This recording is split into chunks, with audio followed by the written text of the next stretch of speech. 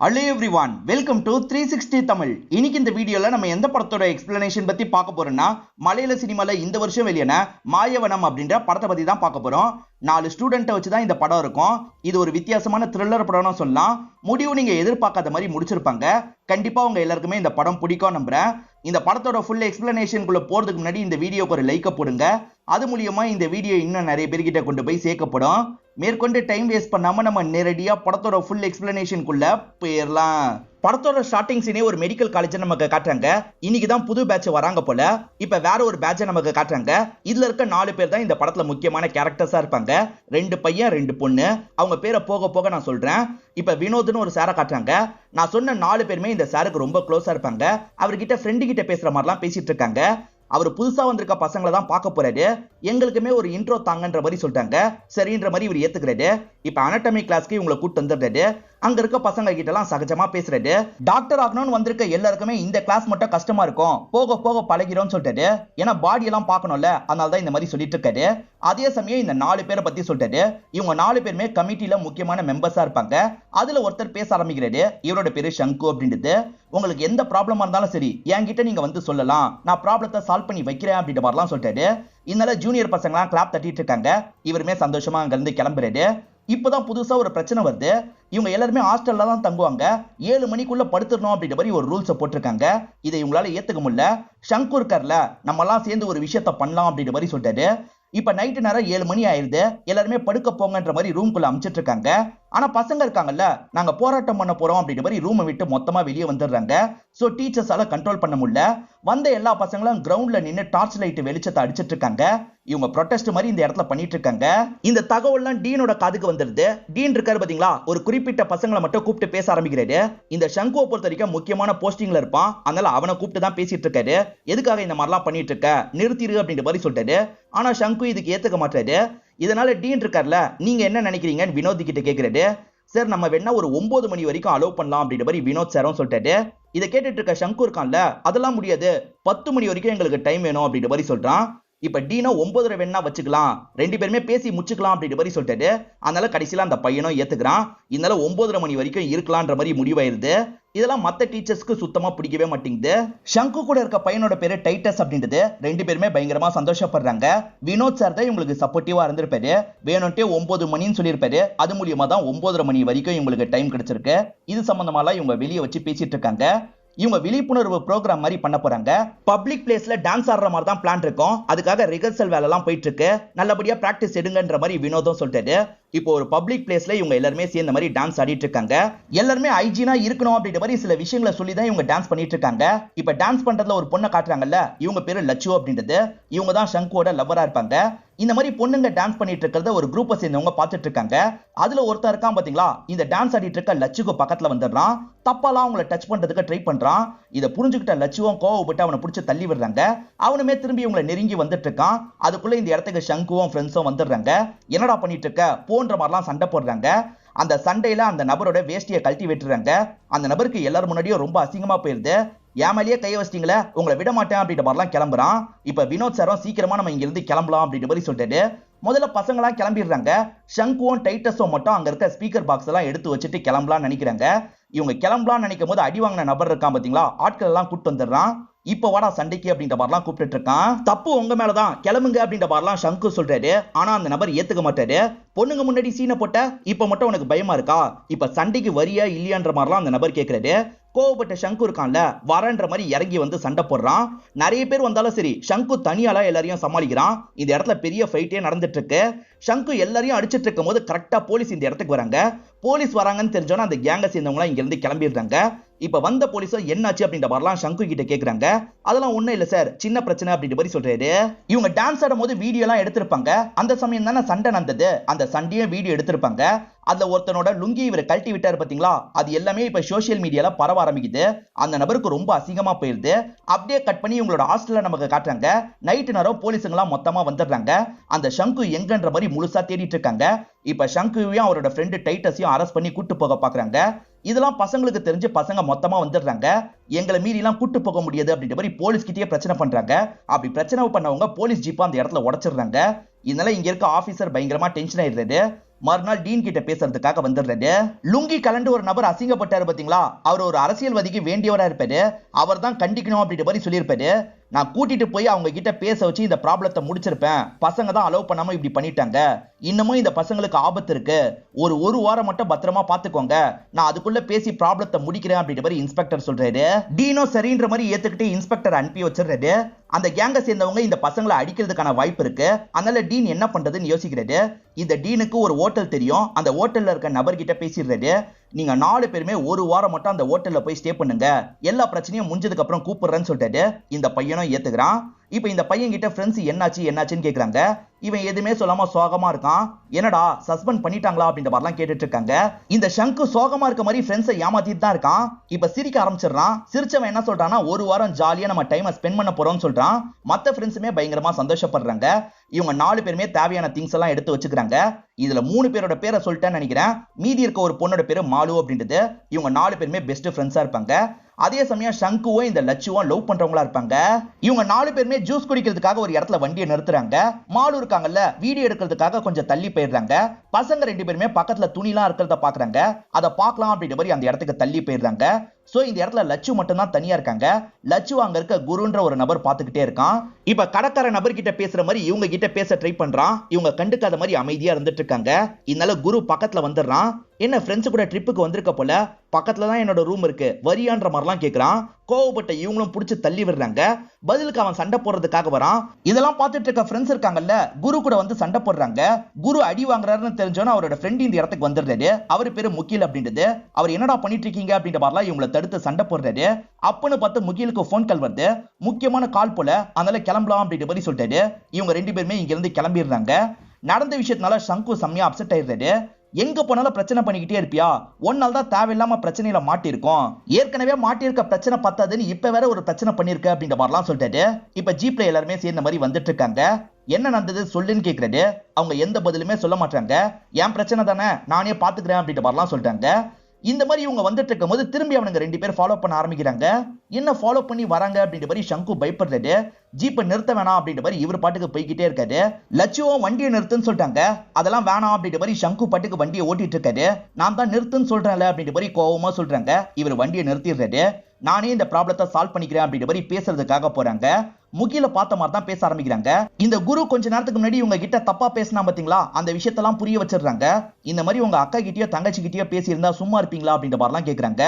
இப்பதான் அவன் என்ன பேசியிருக்கான் அப்படின்றதே முகிலுக்கு தெரிய வருது. ஏண்டா இப்படிதான் பேசினியா அப்படின்ற மாதிரி கோவப்படுறாரு. மன்னிச்சிருமா, நீ கிளம்பு அப்படின்ற மாதிரி சொல்லிட்டாரு. இதனால இவங்களுமே திரும்பி ஜீப்ல ஏறுறதுக்காக வராங்க. அதே மாதிரி அவர் இருக்கார்ல, இவங்க எல்லார்கிட்டயும் மன்னிப்பு கேட்டுட்டு கிளம்புறாரு. எதனால மன்னிப்பு கேட்டாரு அப்படின்றது இவங்களுக்கு புரியவே இல்ல. என்ன நடந்தது அப்படின்ற மாதிரி கேட்க ட்ரை பண்றாங்க. அதை பத்திலாம் சொல்ல மாட்டேன் அப்படின்ற மாதிரி கோவமா இந்த இடத்துல லட்சு சொல்றாங்க. டீன் ஒரு ரெசார்ட்டுக்கு போக சொன்னாரு பாத்தீங்களா, இவங்க 4 பேருமே அந்த ரெசார்ட்டுக்கு வந்துடுறாங்க. டீன் உங்களை பத்தி சொன்னாரு, வாங்க வாங்கன்ற மாதிரி அவர் ஃபார்ம் எல்லாம் ஃபில் பண்ண வைக்கிறாரு. அப்ப கூட சரி, லட்சு இவர்கிட்ட பேசவே மாட்டாங்க. இவருமே ஃபீல் பண்ணிட்டாரு. இப்ப எல்லாருமே சேர்ந்த மாதிரி பீர் அடிச்சிட்டு இருக்காங்க. ஹீரோயின் மட்டும் வெளியே வராம ரூம்குள்ளேயே இருக்காங்க. இதை நினைச்சு ஹீரோ ஃபீல் பண்றாரு. போய் பேசுன்ற மாதிரி 2 ஃப்ரெண்ட்ஸும் சொல்றாங்க. இவரும் ரூம்ல இருக்க ஹீரோயின் கிட்ட பேசுறதுக்காக வந்துடுறாரு. நான் பண்ணது தப்பு தான், என்ன மன்னிச்சிரு அப்படின்ற மாதிரிலாம் சொல்லிட்டாரு. ஒரு ஸ்டேஜ்ல அவங்களுமே மன்னிச்சிடுறாங்க. என்ன நடந்தது அப்படின்றதெல்லாம் இவருக்கு புரிய வச்சிடுறாங்க. நைட் இந்த இடத்துல ஒரு பார்ட்டி நடக்க போது, நம்மளும் கலந்துக்கலாம் அப்படின்ற மாதிரி ஃப்ரெண்ட்ஸ் சொல்றாங்க.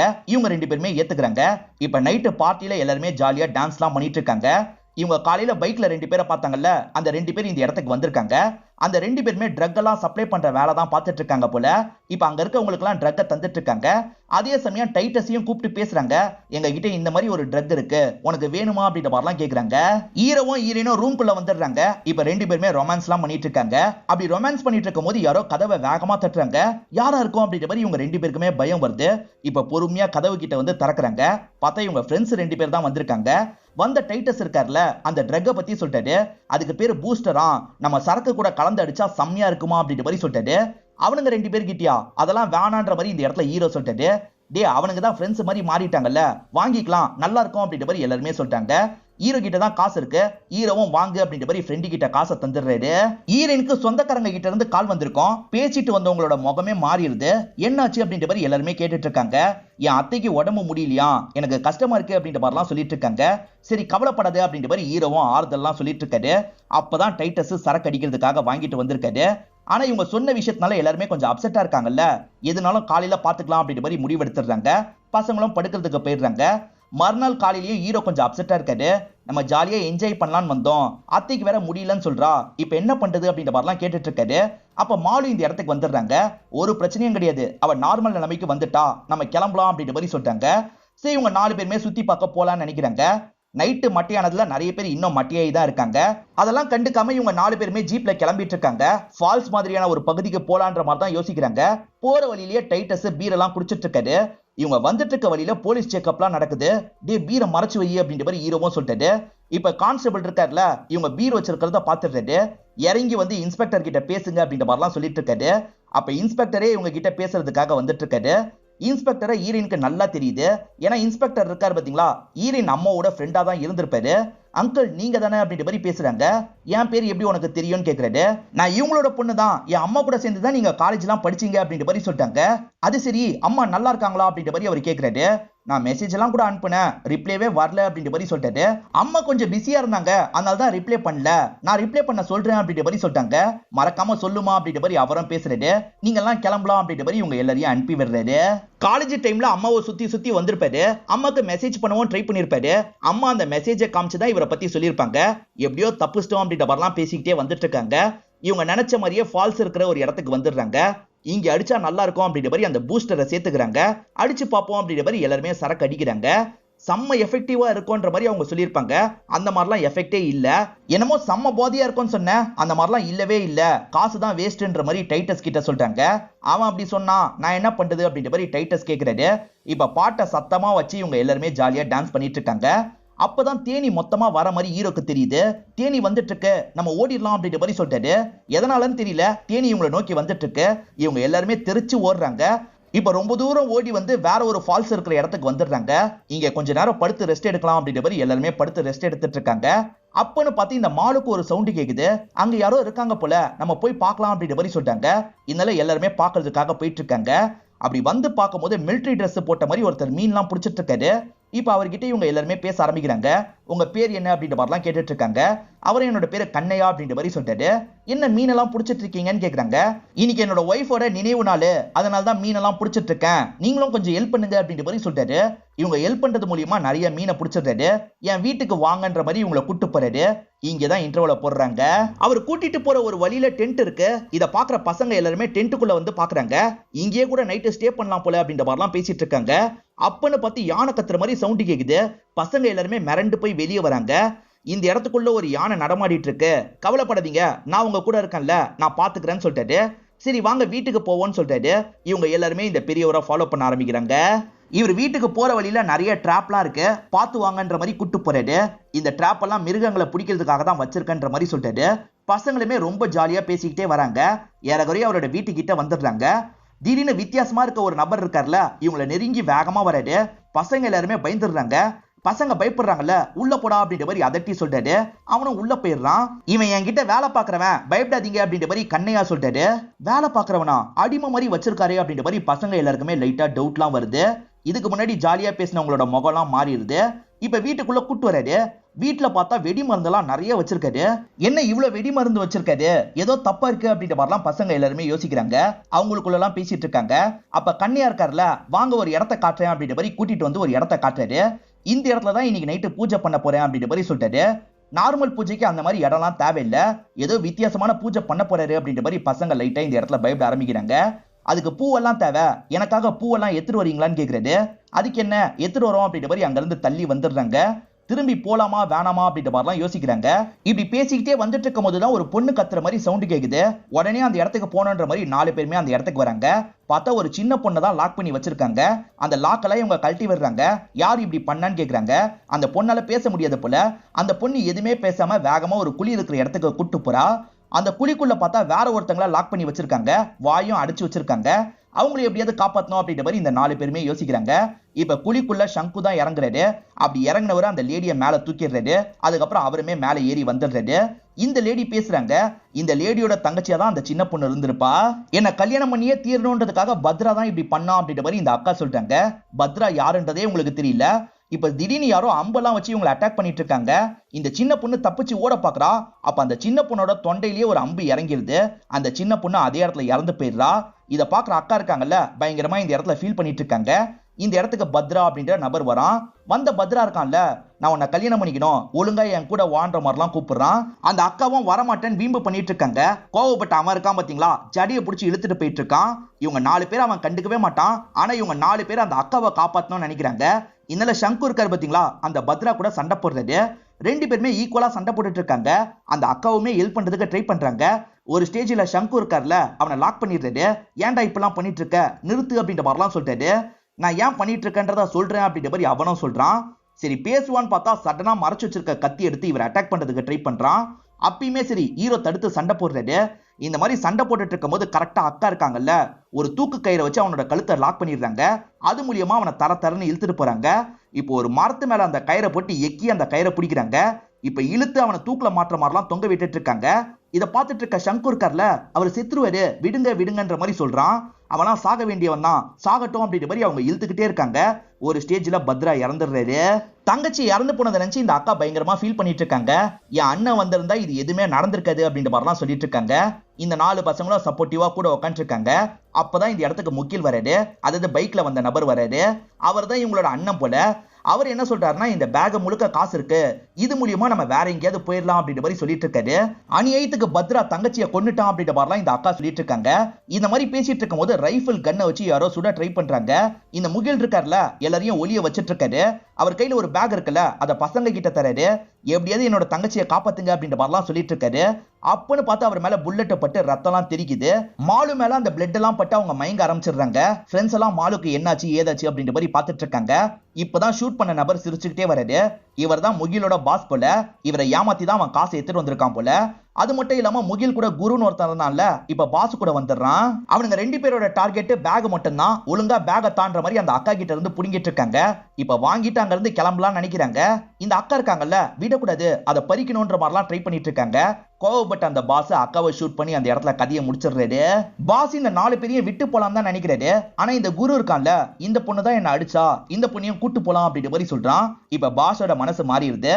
பொண்ணுங்க 2 பேர் மட்டும் எங்க கூட வாங்க, பசங்க நீங்க 2 பேர் கிளம்புங்கடா அப்படின்ற மாதிரி சொல்லிட்டு இருக்காரு.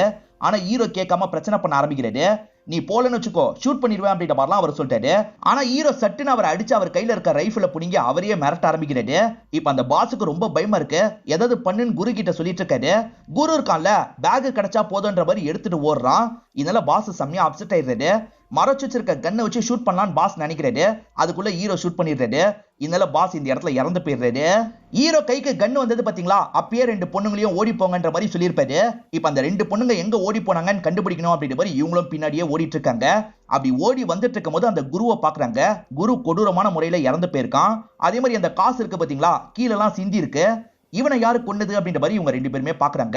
சரி பொண்ணுங்க 2 பேரை கண்டுபிடிப்போம் அப்படின்ற மாதிரி வேகமா தேட ஆரம்பிக்கிறாங்க. இப்ப அந்த டென்ட் இருக்கிற இடத்துக்கு வராங்க. டென்ட் எல்லாம் கலைஞ்சிருக்கு. என்ன டென்ட் எல்லாம் கலைஞ்சிருக்கு, யானை தான் உள்ள வந்திருக்குமா அப்படின்ற மாதிரிலாம் யோசிச்சுட்டு இருக்காங்க. மேற்கொண்டு அவங்க 2 பேரையும் தேடி அலையுறாங்க.